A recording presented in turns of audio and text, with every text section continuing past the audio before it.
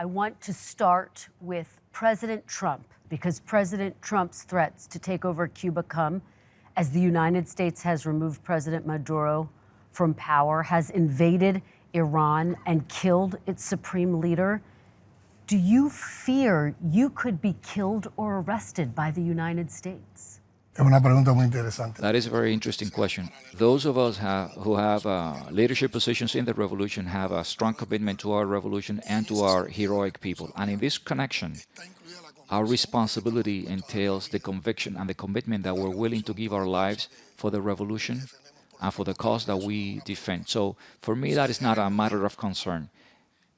If the time comes, I don't think there would be any justification for the United States to launch a military aggression against Cuba, or for the U.S. to undertake a surgical operation or the kidnapping of a president. If that happens, there'll be fighting and there'll be a struggle. And we'll defend ourselves. And if we need to die, we'll die, because as our national anthem says, dying for the homeland is to live. What you're saying is very powerful. But are you afraid for yourself, for your family? Or are you prepared to, as you say, make the ultimate sacrifice if you are attacked? No tengo temor, estoy dispuesto a dar la I have vida. no fear. I am willing to give my life for the revolution. Of course, I wouldn't like that to be the attitude of the U.S. government. Is Cuba actively bracing for the possibility of a military attack by the United States? Mira, como siempre he expresado, Like I've always said in previous meetings and previous interviews, and when I also address the Cuban people, it is evident that there are threats out there. It is part of the rhetoric of the U.S. government. Cuba has done nothing to offend the U.S. Cuba has never said about attacking the United States or interfering with the United States affairs. However, you hear that Cuba is next, that Cuba is going to be next, that there's a way out, that they're going to take over Cuba. So, from the position of responsibility within the leadership of the country, that is a warning. And we need to responsibly protect our people, protect our project, and protect our country. So we are preparing ourselves for defense. But what is the concept of our preparation for defense? We have a doctrine which is entirely defensive. It is not aggressive. It doesn't pose a threat. In addition, we also believe that as we prepare ourselves to defend, is the best way to avoid war and the best way to preserve peace. Let's discuss the situation here in Cuba. The people of Cuba are suffering right now. Your power grid has failed. Food and energy are running dangerously low, and these problems existed in some form before the blockade was put into effect. Do you take any responsibility for the pain Cubans are experiencing? Usted es el presidente. ¿No se siente responsable? a ver, el pueblo cubano está sufriendo. The Cuban people is suffering. Ese sufrimiento, como te decía, lo podemos ver en dos ámbitos. And this can be seen in two areas, in the national aspect and also at the family level, because everything takes place on a daily basis. But what is the main cause for that suffering? Ha sido los errores que puede haber cometido. Has it been the mistakes that I myself have made, or, like I said, a collective leadership? Or is that suffering, or the government, or is that suffering Se debe ante todo a la política de bloqueo. is the result of the policy of intensified blockade that the United States have maintained? I think that the people can provide that answer. So these are a number of restrictions which are not applied to any other country in the world. Therefore, we lack financing in order to buy food, to buy supplies for our main productions and services, in order to have the medicines that we need and to carry out the repairs that we need for our national energy system and our industrial factories. How does that reflect on our people now? And yet the people of Cuba say you cannot solely blame the United States because you can trade with other countries. The economy has been in decline for the past 10 years. Hundreds of thousands of people have left Cuba over the past decade, many of them who are young entrepreneurs. Is that a sign that the Cuban economy and government has failed the people of Cuba, la gente de Cuba? Te decía, Like I said, when you see that at the family level, how does that happen? There is a scarcity of food, a scarcity of medicine. The nights become a very long working nights when you've been 20 hours with a power outage. But this And is the light comes before on. the blockade. That's when you need People to do were the, suffering the before house- the blockade. house chores. No, let me explain. Let me explain. There's a confusion in terms of the approach. For example, we were living under the blockade conditions, but the blockade was intensified and further tightened and became qualitatively different in the second half of 2019 with the implementation of 240 measures and with Cuba's inclusion in the list of countries who supposedly sponsor terrorism. So everything became worsened. So we have the accumulated effects of the blockade plus the effect of the tightening of the blockade, and now the effects are caused by this energy blockade.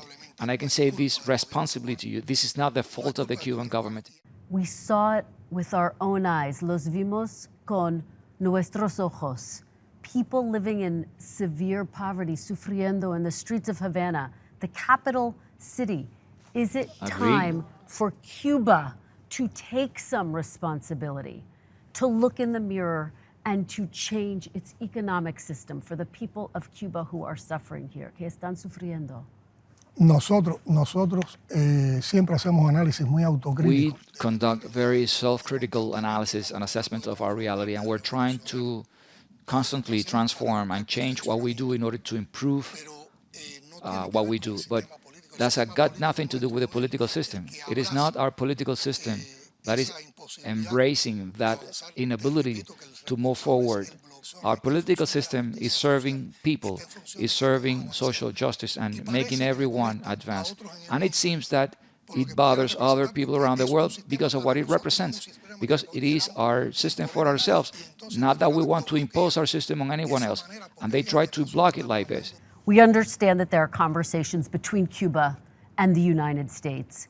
Do you think it is possible to get a deal with President Trump? A ver, aquí yo creo que podemos tener un enfoque que I think parte we can have an approach in terms of what is possible and what is difficult. I think dialogue and deals with the U.S. government are possible, but they're difficult. Cuba has always stood by its commitments, and the United States have not fulfilled its part of the deal. In the at present, the U.S. has been engaged in talks with other countries, and while these negotiations are not underway, they have attacked those countries, and all of this creates a lot of distrust. And we know that inside the United States, there are forces that whenever they see that there's a possibility to engage in discussions, to engage in a dialogue, they try to undercut and boycott those talks. Are you talking directly to Secretary of State Marco Rubio? And do you trust him? nosotros estamos en conversaciones. We have engaged in talks, and we will be in talks as long as the United States agrees to with the U.S. representative that they decide in order to have this relationship with us. But these talks are very complex processes. First, you have to establish a channel for dialogue. Then you need to build an agenda for the discussions, But have you including spoken to both, Secretary Rubio? common interest. Sí. Yes? No, yo no he hablado con el secretario I haven't spoken to Secretary Rubio. I don't know him. Let's talk about some of the key demands the United States has. It includes releasing political prisoners, scheduling multi-party elections, and recognizing unions and a free press. Are you willing to commit to any of those conditions that the United States has laid out? Bueno, en estos momentos no hay ninguna, nadie nos ha demandado esa. Nobody has nobody has made those demands to us, and we have established that respect to our political system, our constitutional order, are issues that are not under negotiations with the United States, and we need to overcome, Kirsten. So they're giving me the hard rap. So let me get these questions out. There are still more than 1,200 political prisoners, including one of the most high-profile political prisoners, Cuban rapper Michael Osorbo, who's been in prison since 2021 for writing a protest song that won 2 Latin Grammys. Will you commit to releasing him and the other political prisoners? Este es otro de los temas en los cuales That's another issue in which you can see all of these bias and all these prejudices. They speak about political prisoners in Cuba. Like you said, when the people is going through a very difficult situation, there are people in Cuba who are not in favor of the revolution. There are people who do not support the revolution. And they manifest themselves on a daily basis against the revolution, and they're not in prison. This narrative that has been created, that image that anyone who speaks against the revolution is thrown into jail, that's a big lie, that's a slander, and that's part of that construct in order to vilify and to engage a character assassination of the Cuban Revolution. Would you be willing to step down if it meant saving Cuba? ¿Está dispuesto a dimitir con tal de salvar a Cuba, para la gente de Cuba? A ver, tú que eres una periodista. You are a very important and recognized journalist. Have you ever asked that question to any other president in the world? Because it's one of the conditions the United States is asking for. Would you ever consider that? Te explico. Let me explain. Have you asked that question to any other president in ask the world? very Have you tough asked that question to any our other own president in the world? yes. Could you ask that question to Very Trump? hard questions of President Trump. Eso muestra, ¿es una pregunta tuya o es una pregunta del departamento? Is that a question from you, or is that coming from the State Department of the U.S. My government? question is, because it's one of the things that we've heard the U.S. government talk about, that they want political change here in Cuba. So my question for you, if they asked you, if they said, this is one condition, would you Por step tu down? sinceridad voy a asumir Because of your honesty, I'm going to assume that you're asking that question because of those reasons.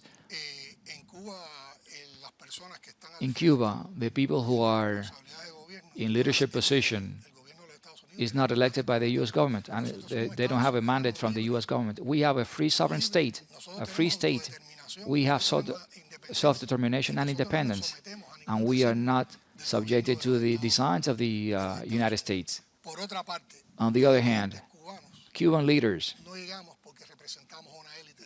are not here representing an elite of power. You can see my background, where I was born, my family, what I've done throughout my life. We are elected by the people, although there's a narrative trying to disregard that. Any one of us, before we become part of a leadership role, we need to be elected at the grassroots level in an electoral district by thousands of Cubans. And then those who represent the Cubans at the National Assembly of the People's Power elect those leadership positions and those offices like it happens in many other countries around the world. So we have an election system on the basis of people's participation. So whenever we take this responsibility position, and this leadership position is not out of our personal ambition or a corporate ambition or even a party ambition. We do that as a mandate by the people. And the concept of revolutionaries giving up and stepping down is not part of our vocabulary. If the Cuban people understand that I'm not fit for office, that I am not I have no risen to the occasion, then and I should not be holding this position of president, I will respond to them. But you need to realize that you should not focus only on the president of the country, because we have a collegiate leadership which is very closely linked to the people. But it's not the United States that can impose anything on us. We thank you for watching, and remember, stay updated on breaking news and top stories on the NBC News app or watch live on our YouTube channel.